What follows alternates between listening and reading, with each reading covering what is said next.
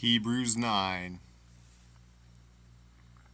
Then verily the first covenant had also ordinances of divine service, and a worldly sanctuary. For there was a tabernacle made, the first, wherein was the candlestick, and the table, and the shewbread, which is called the sanctuary.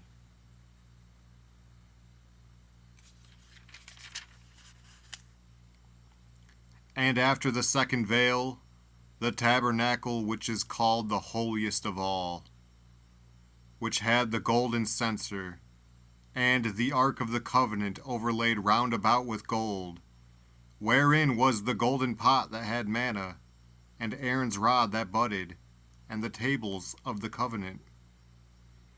And over it the cherubims of glory shadowing the mercy seat, of which we cannot now speak particularly. Now when these things were thus ordained, the priests went always into the first tabernacle, accomplishing the service of God. But into the second went the high priest alone once every year, not without blood, which he offered for himself and for the errors of the people.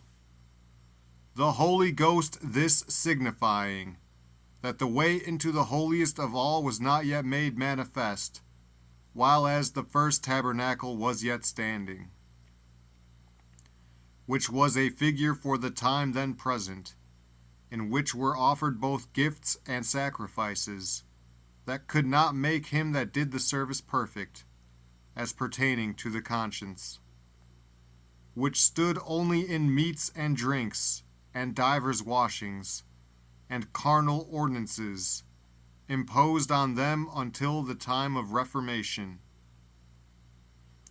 But Christ being come an high priest of good things to come, by a greater and more perfect tabernacle, not made with hands, that is to say, not of this building, neither by the blood of goats and calves, but by his own blood he entered in once into the holy place, having obtained eternal redemption for us. For if the blood of bulls and of goats, and the ashes of an heifer sprinkling the unclean, sanctifieth to the purifying of the flesh,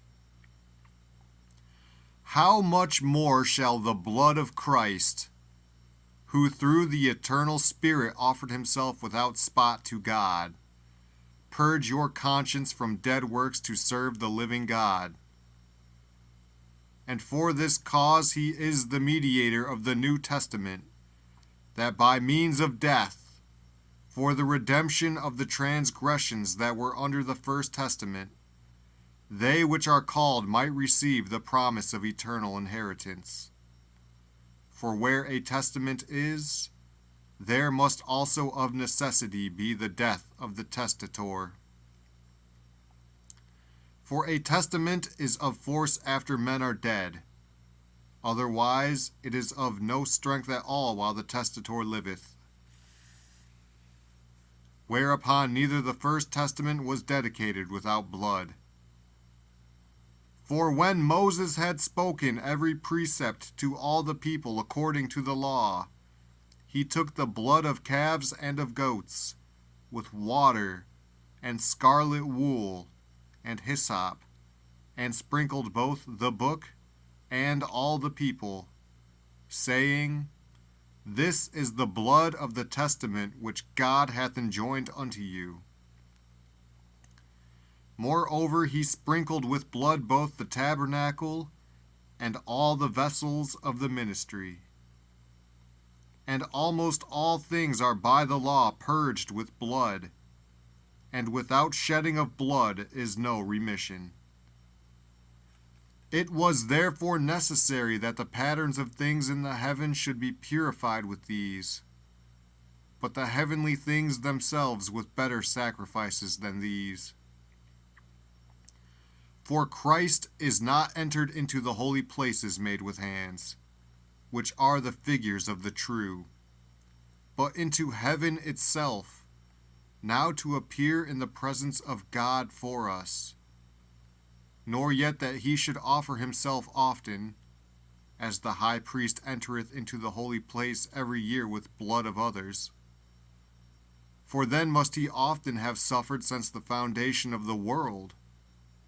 But now once in the end of the world hath he appeared to put away sin by the sacrifice of himself. And as it is appointed unto men once to die, but after this the judgment, so Christ was once offered to bear the sins of many, and unto them that look for him shall he appear the second time without sin unto salvation.